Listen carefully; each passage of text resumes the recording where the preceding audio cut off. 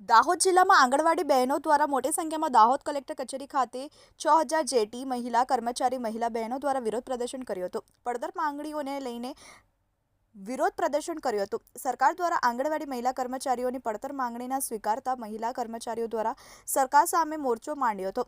દાહોદ જિલ્લામાં આંગણવાડીમાં કામ કરતી મહિલાઓ દ્વારા વિરોધ પ્રદર્શન કર્યું હતું અને કલેક્ટરને આવેદન આપ્યું હતું.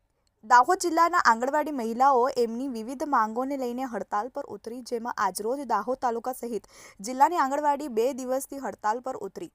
5000થી વધુ આંગણવાડી મહિલાઓ દાહોદના કોલેજ રોડથી દાહોદ જિલ્લા સેવા સદન ખાતે આવી વિધાનસભાના બજેટમાં આંગણવાડી મહિલાઓને બજેટમાં કશું ન આપતા અને કાયમી ધોરણે નોકરી ન આપતા જૂની પેન્શન યોજના, વેતન વધારો, નવા અપડેટ થયેલ મોબાઈલ આપવા સહિતના વિવિધ મુદ્દાઓને લઈને દાહોદ જિલ્લા કલેક્ટરને આવેદનપત્ર પાઠવી રજૂઆતો કરાઈ, જેમાં મોટી સંખ્યામાં દાહોદ જિલ્લામાં આંગણવાડી ચલાવતી મહિલાઓ ઉપસ્થિત રહ્યા.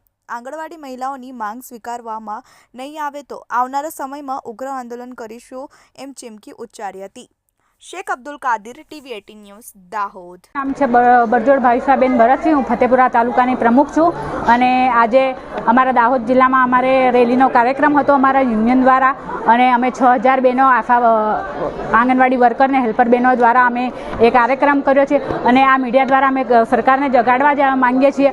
અત્યાર સુધી અમે ઘણા કાર્યક્રમો કર્યા છે પણ સરકારનું હજુ એવું એમનું પાણી બી નથી હલ્યું પેટનું કે જરા બી નથી વિચારતા. અમે તો એક માનવતા તરીકે અમારું કામ કરીએ છીએ પણ એમને માનવતા તરીકે શરમ આવી જોઈએ કે અમારી બહેનોને આટલું બધું કામ કરાવે છે ને અમે એમની સામે જોઈએ, પણ એ લોકો અમને નથી સમજતા. એ જાણે છે કે આ અમારી બેંક બેલેન્સ નથી. આજે બીજા હડતાલ પર એ બધા ઉતરી જાય છે તો એમનું વોટિંગ કપાય કે એવી રીતે ધ્યાન ધરે છે, પણ અમારા પર એવું ધ્યાન નથી ધરતા. પણ અમે મીડિયા દ્વારા જણાવવા માંગીએ છીએ કે જો અમારી માંગણી પૂરી ના કરે, એમના સરકારને જણાવવા માંગીએ છીએ કે જો એમની યોજનાઓ અમે ઘરે ઘર સુધી પહોંચાડતા હોઈએ તો અમે એમને કહેવા માંગીએ છીએ કે અમે એમને ખુરશી પરથી ઉતારવાની તાકાત ધરાવીએ છીએ અને જો અમારી માંગણીઓ ના સ્વીકારે ને તો અમે એ કરી બતાવીશું. એટલે જો હજુ ઊંઘેલા હો તો જાગી જજો.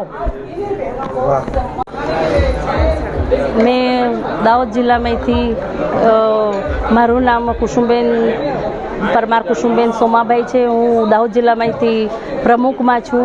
આજે અમારી માંગો લઈને અમે રેલી કાઢીને 6000ની સંખ્યામાં આવ્યા છે અને સરકાર અમને કાયમી કરે, પગાર વધારે અને અમને નિયમિત રેગ્યુલર પગાર કરે અને અમને કાયમી કરે.